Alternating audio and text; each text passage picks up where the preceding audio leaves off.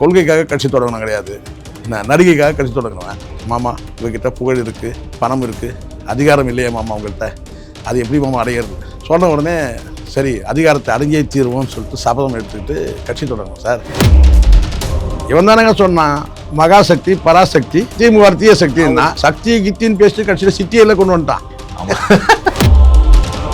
விஜய் பண்ணது வந்து கொஞ்சம் ட்ரிகர் பண்ணுற மாதிரி தான். என்னடா பண்ணீங்க? ஆமாம் என்ன ஆமாம் வச்சுருந்தாருங்க. என்ன இப்போ ஓரங்கட்டி உசுப்புரிய ஒதுங்கி நின்று பசப்புரியன்னு ஒரு பாட்டு வரிலாம் வரும் சார்.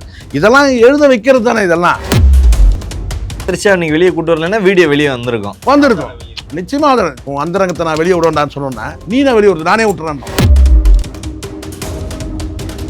ஏன் சார் திருச்சியா அவர் கூட போனா உங்களுக்கு என்ன சார்? அவர் 2வது கல்யாணம் பண்ற சகஜ இப்ப இது இருக்குல்ல பாருங்க. நீங்க மறுமணம் பண்ணிக்கிறதுல இங்கே யாருக்கும் எந்த சிக்கலும் கிடையாது. அவங்க ஒன்றும் பெரிய கிளியோபாட்ரா ஐயோ இவர் பண்ணிக்கிறாரு நமக்கு இல்லாமல் போயிடுச்சுன்னு சொல்லிட்டு இங்கே ஏங்கத்துலாம் யாரும் கிடையாது. அதுவே ஒரு கிளவி தான். நேற்று வரைக்கும் நம்ம என்ன சொன்னோம், சங்கீதாவுக்கு நன்றி சொன்னோம், இப்போ த்ரீஷாவுக்கும் நன்றி சொல்லணும். இவங்க ஒரு பொறுக்கின்றதை அடையாளம் காமிச்சிட்ட. அப்போ மானங்கட்ட பொறுப்பில்லாத மானங்கட்ட பொறுக்கிக்கிட்ட நாடு போகாமல் இருக்கிறதுக்கு காப்பாற்றிட்டீங்க, நன்றி. இதுக்கு எதிர்வினை சங்கீதா அவர்கள்ட்ட வருமா சார்? யாரும் சொல்லாத விஷயம் சொல்கிறேன். அது உங்களுக்கு தான் முதல் ஷூட்ன்றதுனால வந்து மீடியா எந்த மீடியான்றது தெரியல, அது மட்டும் லீக் ஆகலை. ஆனால் ஒரு மீடியாவில் பேசிட்டு தான் தகவல். ஜேசன் சஞ்சயம் வந்து பார்த்தீங்கன்னா அன்ஃபாலோ பண்ணிட்டான். இதை நார்மலைஸ் பண்ணுறாரு விஜய் அப்படின்ற ஒரு கேள்வி இருக்குது. ஏன்னா சங்கீதா அவர்கள் ஆதாரத்தை காட்டுக்கு வெளியே விடுவேன் அப்படின்னு சொன்னதுக்கப்புறம் இது ரொம்ப நார்மலைஸ் பண்ண பார்க்குறாரு. இந்த மாதிரி லவ் ஃபார் எவர் அப்படி இப்படின்னு சொல்லி ஒரு அரசல் பரசலாக வந்தால் மனசுக்குள்ளே ஏதோ எம்ஜிஆர் நினைக்கிறது நினைப்பு. எம்ஜிஆருக்கே செருப்படி வந்தது. ஒரு வீட்டுக்கு ஒரு ஓட்டு நீ சொன்ன என்ன தைரியத்தை சொன்ன? விஜய் இருக்கிறாங்கன்னு எல்லா வீட்லேயும் விஜய் எல்லாம் வந்து எல்லாரும் இப்போ வந்து அந்த வீட்டில் இருக்கிற விஜய்லாம் அடின்னு அடிக்க ஆரம்பிச்சாங்க. டோட்டலாக இப்போ விஜய் வந்து அரசியல் சினிமா ரெண்டும் காலியாயிடுச்சு. என் பார்வையில் நான் சொல்கிறேன், தப்பிக்கிறதுக்கெல்லாம் வாய்ப்பே கிடையாது. இது மாட்டிக்கிட்டான், புடுவையில் மாட்டின எலி மாதிரி தான். இனிமேல் சந்தோஷமாக இருங்க, ஏன் வருத்தமாக முகத்தை வச்சு. நீ என்ன பாத்தியே, நீ பார்த்தத நான் சத்தியமா பார்த்தேனே.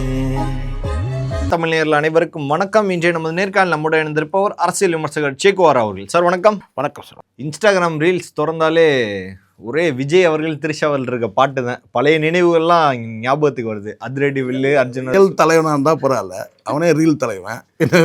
வேற என்ன கிடைக்கும் அவங்ககிட்ட? வேற என்ன எதிர்பார்க்க முடியும்? இல்லை, ரியல் தலைவன் தான் பரவாயில்ல, அவனே ரீல் தலைவன். சரிங்களா? கொள்கைக்காக கட்சி தொடங்கணும் கிடையாது. நான் நடிகைக்காக கட்சி தொடங்கினேன். அதுவும் நான் நடுராத்திரி ஒரு மணிக்கு 2 மணிக்கு மாமா உங்ககிட்ட இந்த தங்கப்பதக்கம் படத்தில் பேசுவாங்கல்ல, பிரமிளா பேசுவாங்க பாருங்கள் சிவாஜி கிட்ட, மாமா உங்ககிட்ட புகழ் இருக்குது, பணம் இருக்குது, அதிகாரம் இல்லையா மாமா உங்கள்கிட்ட, அது எப்படி மாமா அடையிறது சொன்ன உடனே சரி அதிகாரத்தை அடைஞ்சே தீர்வோம்னு சொல்லிட்டு சபதம் எடுத்துக்கிட்டு கட்சி தொடங்கணும் சார். அதுக்கப்புறம் தான் கொள்கையெல்லாம் வகுக்கிறான். கட்சி தொடங்கின பிறகு கொள்கை வகுக்கிறவன் வந்தான் இருப்பான். அது கூட என்னன்னு கேட்டிங்கன்னா அந்த கொள்கை கூட வந்து பார்த்தீங்கன்னா உருப்படியாக எதுவும் கிடையாது. எல்லாம் அங்கங்கே கடன் வாங்கிறது, காப்பி அடிக்கிறது, இப்படி தான். ஸோ அதனால் ஒரு என்ன சொல்லுன்னா, ஒரு மக்களுக்கு சேவை செய்யணும்னு சொல்லி வந்தவன் கிடையாது. சரிங்களா? சினிமாவே ரீல் தான். அந்த ரீல்லையே இவன் ரீல் ஓட்டினவன், அப்பனும் பிள்ளையும் சேர்ந்துட்டு. சரிங்களா? பல பேர் அழிச்சது. ஸோ இதெல்லாம் வந்து கர்மான்னு சொல்லுவாங்கம்மா. எனக்கு அதில் பெருசாக எனக்கு நம்பிக்கை இல்லை. பட் நம்ம ஒழுக்கமாக வாழ்ந்துட்டால் நமக்கு அதெல்லாம் யோசிக்க வேண்டிய அவசியம் இல்லை. ஐயோ நம்ம இந்த பாவத்தை செஞ்சுட்டுமே, அதானே கர்மான்றது. அதானே ஐயோ இந்த பாவத்தை நம்ம செஞ்சிட்டோம், நமக்கு பதில் என்ன கிடைக்குமோ, என்ன பழி வருமோ, நமக்கு என்ன வந்து பதில் வந்து தண்டனை கிடைக்குமோ, அதெல்லாம் யோசிப்போம் இல்லையா? இவெல்லாம் வந்து என்னென்னா சினிமாவில் வந்து ஜெயிக்கணுன்றதுக்காக பல தகுதி தத்தங்கள் அப்பனும் பிள்ளையும் செஞ்சானுங்க. கர்மா சொல்லுவாங்கள்ல, ஊழ்வினை உறுத்து வந்து ஊட்டம்னு சொல்லுவாங்க. சரிங்களா? அந்த மாதிரி இவனுக்கு வந்து பேரளவு சொல்லிட்டா பிறப்பொக்கும் எல்லா உயிருக்கும். இது பிறப்பொக்கும் எல்லா உயிருக்கும் அப்படி சொல்லிட்டு அது என்ன, அது கரெக்டாக சொன்னால் தான். தனித்தனியாக சொன்னால் சிக்கலாயிரும். அது வந்து பார்த்தீங்களா, ஏன்னா பிறப்புன்னு ஆகிடும். அப்புறம் வந்து பார்த்தீங்கன்னா வந்து அது அடுத்தடுத்து உங்களுக்கு தெரியும். அதனால் வந்து நம்ம ஏன்னா இவன் தானே சொன்னான், இவன் சொல்லலை, ஆல்ரெடி குரலில் இருக்குது. ஆனால் இவன் தானே கொள்கைன்னு சொன்னான். அப்போது பிறப்பொக்கும் எல்லா உயிருக்கும் அப்படின்ற மாதிரி தான் இவன் வந்து கொள்கையை தான் சொன்னான். அவன் செய்த வினை வந்து இப்போது அடுத்தடுத்து நடக்குது. கர்மா தான் இது, அவன் வாழ்க்கையில் நடக்கிறது கர்மா தான். நேற்றுலேருந்து இவனை கழுவி ஊற்ற ஆரம்பிச்சிட்டாங்க வெயிட்டாக. எனக்கு தெரிஞ்ச வரைக்கும் ஃபுல்லாகவே கம்ப்ளீட்டாக எல்லாமே வந்து பப்ளிக்கே இறங்கிட்டாங்க. ஆமாம்மா, பப்ளிக்கை நீங்கள் எடுத்து பாருங்கள், நீங்கள் செக் பண்ணுங்கள். பப்ளிக்கே வந்து இப்போ வந்து இவனை மீம்ஸ் கிரியேட் பண்ண ஆரம்பிச்சிட்டாங்க, ரசிக்க ஆரம்பிச்சிட்டாங்க. நீங்கள் சொல்லுங்கள், என்ன இருந்தாலும் ஒரு வீட்டுக்கு ஒரு ஓட்டு நீ சொன்னல, என்ன தைரியத்தை சொன்ன? விஜய் இருக்கிறாங்கன்னு எல்லா வீட்லயும் விஜய் எல்லாம் வந்து எல்லாரும் இப்போ வந்து அந்த வீட்டில் இருக்கிற விஜய்லாம் அடின்னு அடிக்க ஆரம்பிச்சிட்டாங்க. சார் என்ன சார் சொல்றீங்க? அப்படிதான் நடக்குது. ஏன் சார் த்ரிஷா அவர் கூட போனா உங்களுக்கு என்ன சார்? அவர் 2வது கல்யாணம் பண்ற சகஜ இப்ப இது இருக்குல்ல பாருங்க, நீங்கள் மறுமணம் பண்ணிக்கிறதுல இங்கே யாருக்கும் எந்த சிக்கலும் கிடையாது. அவங்க ஒன்றும் பெரிய கிளியோபாட்ரா ஐயோ இவர் பண்ணிக்கிறாரு நமக்கு இல்லாமல் போயிடுச்சுன்னு சொல்லிட்டு இங்கே ஏங்கத்துலாம் யாரும் கிடையாது. அதுவே ஒரு கிழவி தான். இது கிழவினா உங்களுக்கு கோவம் வராது. தாய் கிழவின்னு படமே வந்திருக்கு, ஒன்றும் தப்பு ஒன்றும் கிடையாது. எவனாச்சும் கிழவினா வந்து கத்திட்டு வருவானுங்க, ஐயோ ஒரு நடிகை கிழவின்னு சொல்லுவேன். தாய் கிழவின்னு படமே வந்திருக்கு. கிழவின்றது கெட்ட வார்த்தை கிடையாது, சரிங்களா? கிட்டத்தட்ட 44 வயசு ஆனால் என்ன சார் நீங்கள் சொல்லுங்கள் சார். நீங்கள் யாரை சரி குமரின்னு சொல்லுங்க, நீங்கள் சொல்லுங்கள் வாங்க முதல்ல இதை சொல்லுங்கள். முதல்ல குமரின்னு யாரை சொல்லுவீங்க நீங்கள்? ஒரு 23லேருந்து ஒரு 30, 23லேருந்து அவ்வளோதான். டீனேஜ் தாண்டி ஒரு 30 வயசுக்குள்ளே, சரிங்களா? 19 தாண்டி 20லேருந்து ஆரம்பித்து ஒரு 30க்குள்ளேன்னா ஒரு இளம்பெண் சொல்லலாம். 20 to 30. ஆமாம். அதுக்கப்புறம் நான் கேட்டால் முதிர் கன்னின்னு சொல்லுவாங்க. இதுலேருந்து 30லேருந்து 40 முதிர் கன்னி. கன்னிலேயே இவங்கெல்லாம் கன்னி, அவங்கெல்லாம் முதிர் கன்னி, கரெக்டுங்களா? 44 என்ன சொல்லுவீங்க? என்னமோ கிழவி வச்சு தூக்கிட்டு என்ன கேட்டால் அதில் ஒன்றும் பெருமை வேறு. இது நல்லா சார், இங்கே மேக்கப்பு அழகி இதெல்லாம் ஸ்கேல் வந்து பார்த்தீங்கன்னா அவங்களுக்கு அழகு சார். நீங்கள் நான் சொல்கிறேன் உங்களோட ஸ்கேலில் நீங்கள் அழக என் ஸ்கேலில் நான் அழகனாக இருப்பேன் அப்படின்னு நான் சொல்கிறது. நம்ம ஒன்றும் வந்து தம்பட்டம் அடிக்க போகிறது இல்லை. கூட வந்து ஒரு பெண்ணை வச்சுட்டு சுற்றுறதுனாலே ஒன்றும் நீ ஒன்றும் இது எடுக்கல. அந்த பெண் யாருன்றதை முதல்ல அடையாளம் பாருங்கள். முதல்ல கிழவின்றதை தாண்டி யாருன்றதை நீங்கள் அடையாளம் பாருங்கள், புரியுத சொல்கிறது. அதில் ஒன்றும் பெருமை ஒன்றும் கிடையாது. ஆனால் நீங்கள் எதெல்லாம் இழக்கிறீங்கிறது மட்டும் நீங்கள் இதனால் விஜய் அவர்களுக்கு நிறைய நிச்சயமாக இழப்பு தான். குடும்பத்தை இழந்தார், சினிமா துறையை இழந்தார். எங்கேருந்து ஆரம்பிக்குதுன்னு பாருங்கள். முதல்ல இது ஒரு நடிகை இரவு வந்து பேசும்போது சொல்கிறாங்க, மாமா உங்ககிட்ட வந்து பணம் இருக்குது, புகழ் இருக்குது, அதிகாரம் இல்லையே மாமா, அது அவங்கக்கிட்ட இருக்கே, அப்போ நாங்கள் என்ன செய்கிறது? அப்போது இதுக்கு ஏதாவது ஒரு முடிவு எடுங்க அப்படிங்கும்போது, அவ்வளோதானே நான் வந்து முதலமைச்சர் ஆகிடுறேன், பார்த்துக்கலாம், இறங்கி அடிச்சிடும். இப்போ யார் இறங்கி அடிச்சான்னு கேட்டால், இறங்கி அடிச்சாலும் கேட்டால் இவனை தான் இறங்கி அடிச்சுன்னு இருக்காங்க இப்போ எல்லாரும், சரிங்களா? அப்படி தான் ஆயிடுச்சு. இப்போது ஒரு விஷயம் நல்லா புரிஞ்சுங்க.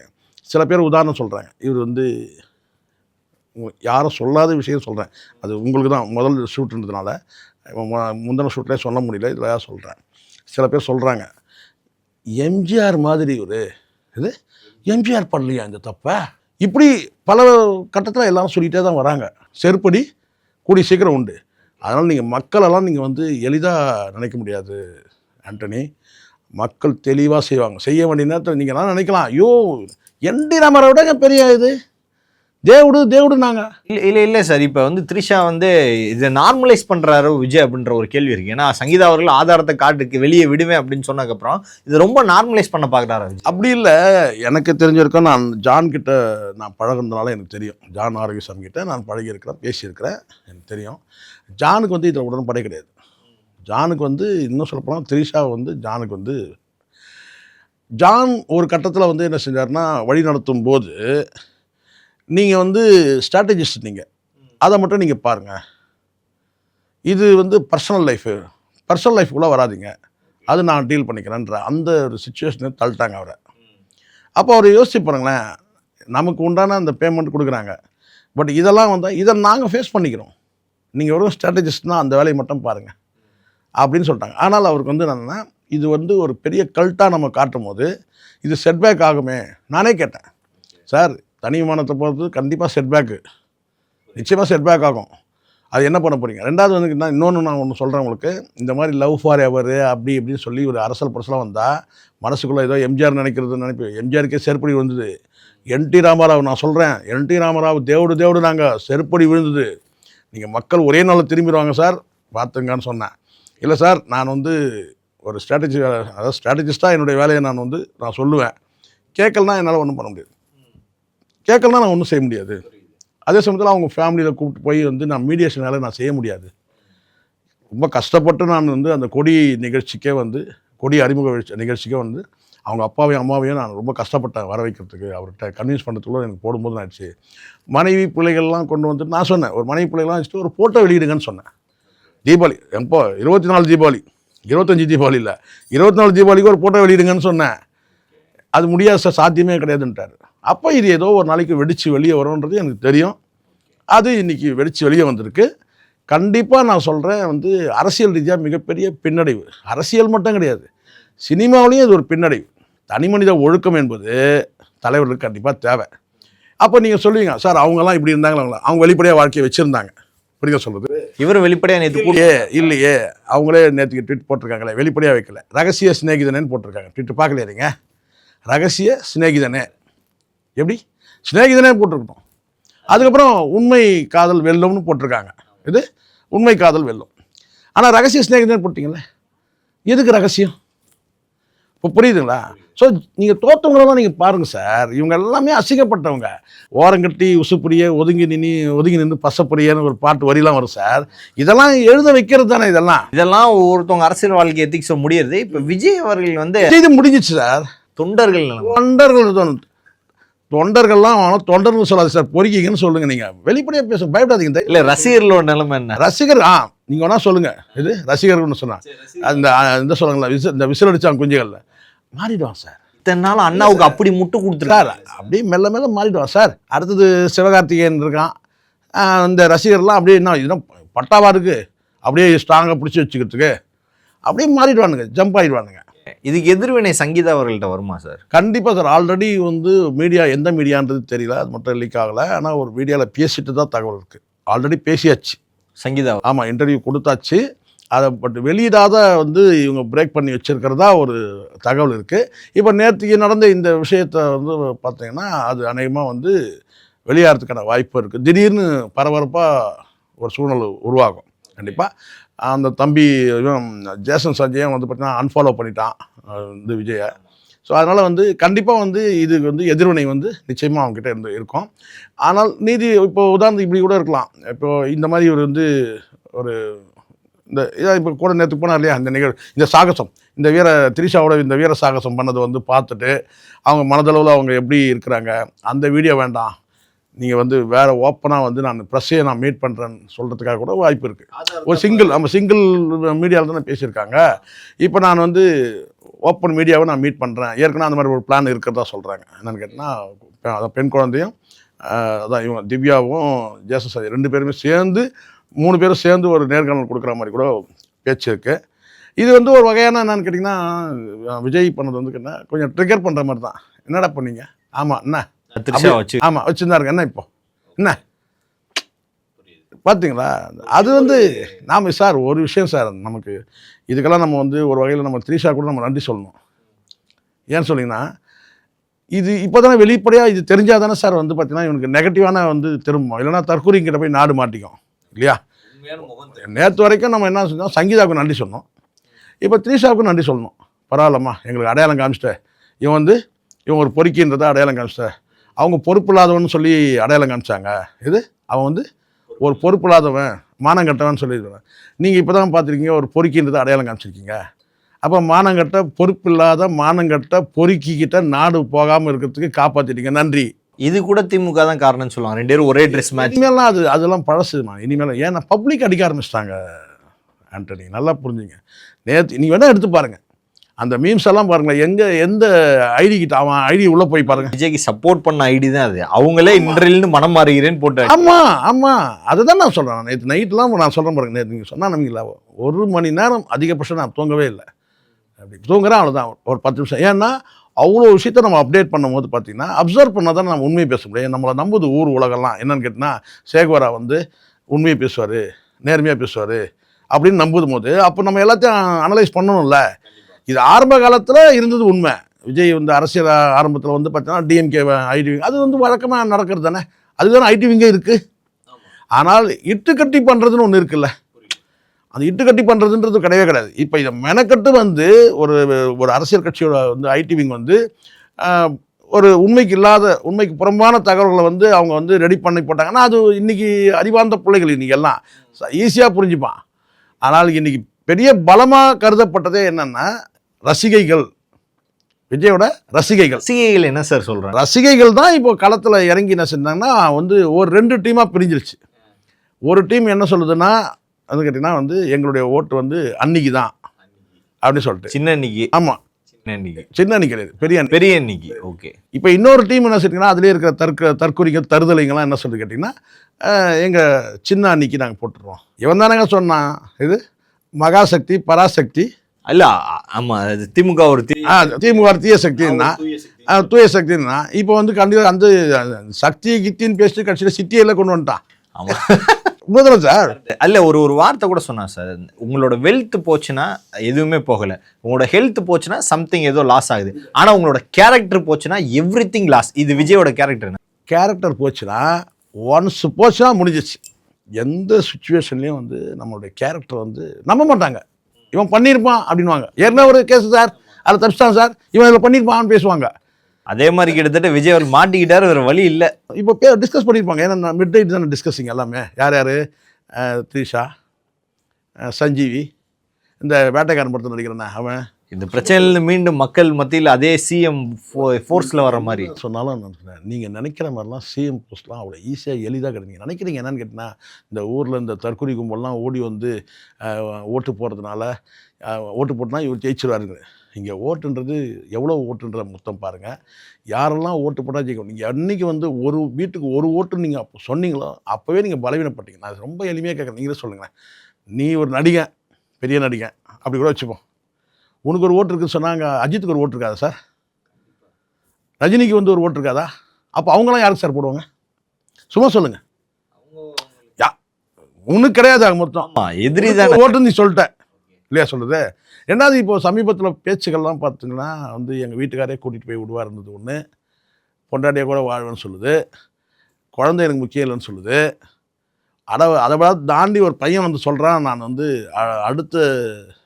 அடுத்த வருஷம் வந்து நான் வந்து அவன் சொல்கிறேன், அடுத்த வருஷம் நான் வந்து பெண்ணாக பிறந்து நான் வந்து அவர் கூட சேர்ந்து வாழன்றான். இதுக்கு ஏன் நீ பாம்பே போயிட்டு ஒரு ஆப்ரேஷன் பண்ணி வந்து வாழு.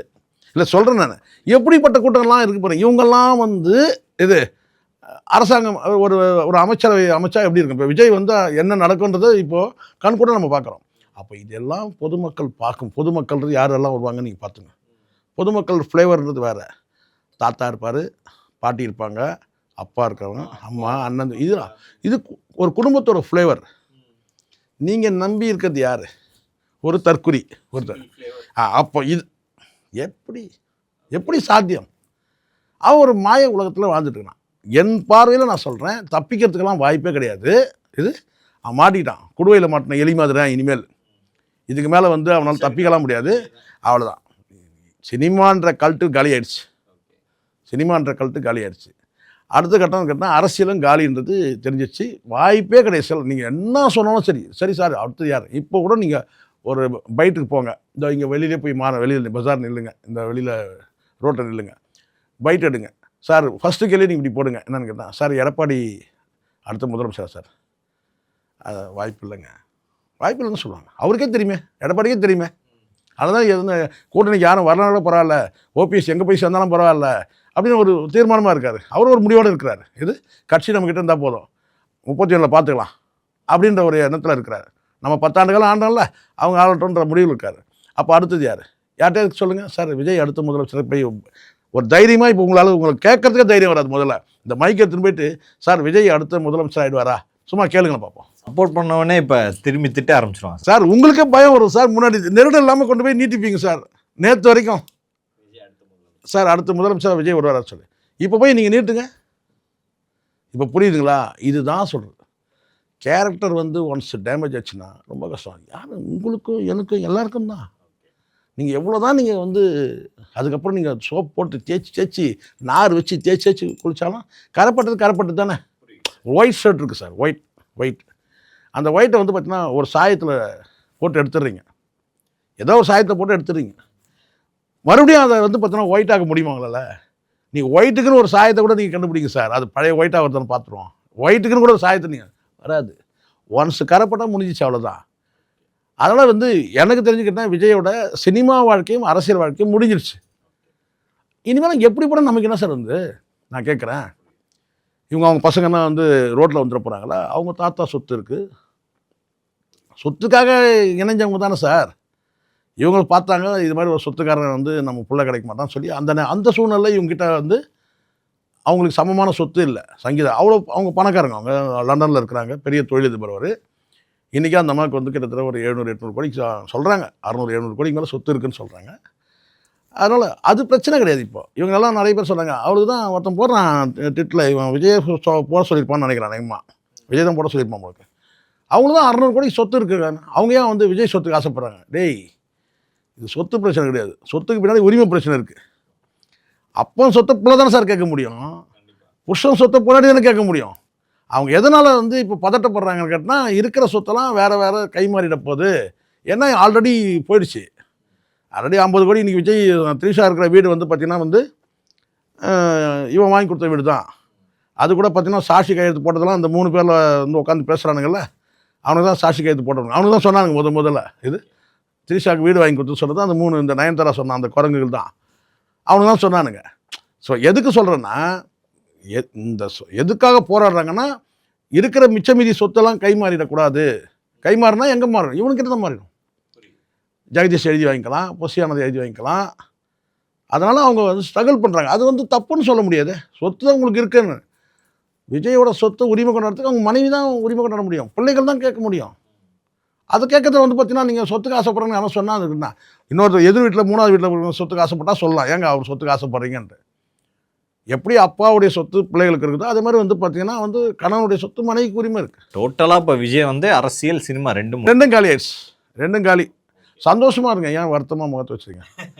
ஒரு தற்கொலை கூட்டம் நம்மளை ஆளை வந்தது, அப்பா தடுத்தாச்சு. அதான் நான் ஒரு வாரத்துக்கு முன்னாடி சொன்னேன். என்னன்னு கேட்டிங்கன்னா, உண்மையிலேயே ஒரு தேவதை மாதிரி வந்து சங்கீதா வந்து, ஏன்னா இப்போ அவங்களுடைய ஆரம்பம் தானே இது. அவங்க தான் ஃபஸ்ட்டு மக்களுக்கு வந்து. ஆமாம், இப்போ வந்து த்ரீஷா ஏன் இப்போ பகிரங்கமாக வெளியே காட்டுறான், அது அவங்களுக்கு தானே சக்ஸஸ். நீங்கள் யோசிச்சு பாருங்களேன்.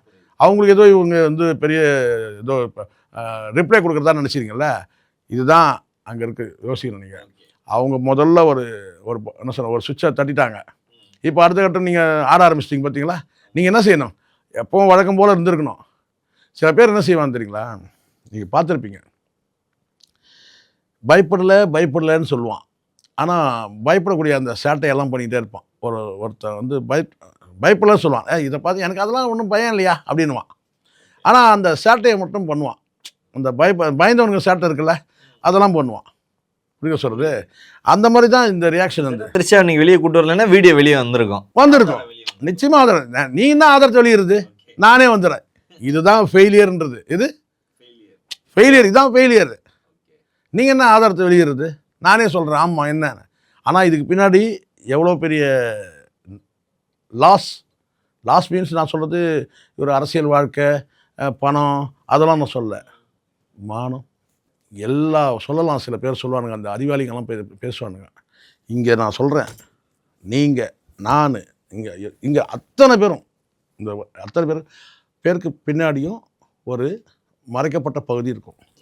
அந்த மறைக்கப்பட்ட பகுதியில் வந்து பார்த்திங்கன்னா, கடந்த காலத்தில் காதல் இருக்கலாம், கண்ணீர் இருக்கலாம், தோல்வி இருக்கும், வெற்றிக்கான சந்தோஷம் கூட இருக்கும், கண்ணீர் இருக்கும், வேதனை இருக்கும், எல்லாமே இருக்கும். அற்பத்தரமான சில காரியங்கள் கூட செஞ்சுருப்போம், எல்லாமே இருக்கும். ஆனால் அதெல்லாம் எப்படி இருக்கணும், மறைவாக இருக்கணும். அதனால தான் அந்தரங்கம் ஊமையானது சொல்லுவாங்க. அந்தரங்கம் ஊமை, அதை பேச வைக்கக்கூடாது. பேச வச்சுன்னா அசிங்கமாயிரும். இவன் பேச வைக்கிறான் பாருங்க எப்படி. உன் அந்தரங்கத்தை நான் வெளியே விடுவேன்டான்னு சொன்னோன்னா, நீ நான் வெளியே விடுறது, நானே விட்டுறான்றான். இது பயந்துட்டு ஆமாம் விட்டுறேன். பார்த்தீங்களா இப்போது. ஆனால் இதுக்கு பின்னாடி என்ன செட்பேக், என்ன இதோட இம்பேக்ட், என்ன நடக்கும், நாம் எங்கே போக வேண்டிய நபர். நீ நார்மலாக அடுத்தவனை கவுக்காமல் இருந்தாலே எப்படி இருந்தாலும், நீ சொன்ன மாதிரி அப்பா போன பிறகு அந்த வீட்டில் இருக்கிற சேரு, கட்டில் இருக்கிற அப்பா பயன்படுத்த, நீ சொன்னல அப்பாவுடைய சட்டை போடக்கூடாதா நான் கேட்டப்பார் ஒரு மேடையில். ரஜினியை வந்து காக்கா கழுகு அதை வரும்போது, அப்பாவுடைய சேரில் நான் உட்காரக்கூடாதா, அப்பாவுடைய இந்த ஷர்ட்டை நான் போட, அது அப்பா வந்து காலமான பிறகு இல்லையா, பிடுங்கக்கூடாதுல்ல, பிடுங்கி கிழிக்கக்கூடாதுல்ல, அப்படி தானே இருக்கணும். இப்போ அதுதான். இப்போ வந்து பார்த்தீங்கன்னா, நீ நார்மலாக இருந்தால் கூட பார்த்தீங்கன்னா, நீ அந்த இடத்த போய் மெல்ல மெல்ல மெல்ல வேறு யாரும் கிடையாது சார். இப்போ பாருங்கள், அந்த சினிமான்ற அந்த பிளேஸையும் போயிடுச்சு கை விட்டு, இமேஜ் காலி. ஏன்னா வந்து அரசியலுக்கு வரும்போதே வந்து சினிமாவில் இருக்காங்க. நான் தான் சிம்பிளாக சொன்னேன், 50 லட்சம் பேர் நடிகர் விஜயை வந்து ஃபாலோ பண்ணக்கூடியவங்க. அது ஃபேப்ரிகேட்டடாக கூட இருக்கலாம், கிரியேட் பண்ணதாக கூட இருக்கலாம். அந்த ஃபாலோயர்ஸை. ஆனால் 50 லட்சம் பேர் நடிகருக்கு ஃபாலோ பண்ணுறதுக்கு. அரசியல்வாதியாக வந்த பிறகு 5 லட்சம் பேர் ஆகிட்டான். நான் சொல்கிறது இணையத்தில் ஃபாலோ பண்ணக்கூடிய எவ்வளோ ஆகிட்டான்னா 5 லட்சம் பேர் ஆகிட்டான். 50 லட்சம் எங்கே, 5 லட்சம் எங்கே? புரியுதுங்களா? அதுதான் சொல்கிறேன். இப்போ இந்த 5 லட்சத்தையும் நீங்கள் எப்படி இழக்கிறீங்க? எதனால் அந்த 50 லட்சத்தை எழுந்தீங்கன்னா, பல பேருக்கு நீங்கள் அரசியல் வர்றதே பிடிக்கல, நடிகராகவே இருக்கணும்னு ஆசைப்படக்கூடிய பலரும் இருக்கிறாங்க. ஆனால் இப்போ வந்து கேட்டால் அதையும் இழந்து இதையும் எழுது, இந்த 5 லட்சத்துக்கும் இந்த செட்பேக் தானே இது. அதனால் டோட்டலாக எனக்கு தெரிஞ்சு ரெண்டுமே முடிஞ்சிச்சு. பல்வேறு கேள்விகளுக்கு பதில் தமக்காக மிக்க நன்றி. நன்றி. ஒரு குட் ரிலேஷன்ஷிப்னா என்ன தெரியுமா? ஒருத்தங்க கூட நம்ம இருக்கும்போது நமக்குள்ள இருக்கக்கூடிய பாசிட்டிவ்ஸ் மட்டுமே வெளியில வரும், நம்மள ஒரு பெட்டர் பர்சனா மாற்றும்.